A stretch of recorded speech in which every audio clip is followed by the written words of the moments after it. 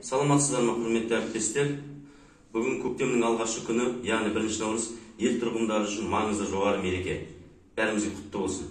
Бүгін халықтар достығын нығайтатын, ізгілік күні дейтін алғыс күнін, айту күнін атап өтудеміз. Бұл мерекенің маңызы да осында. Ренжіскендер татуласады, әр ұлт өкілдері бір-біріне деген ыстық ықыласын білдіреді.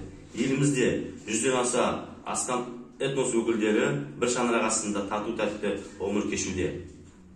Оның ішінде облыс гарнизонымызда бірнеше ұлт өкілдері абыройлы қызмет атқаруда.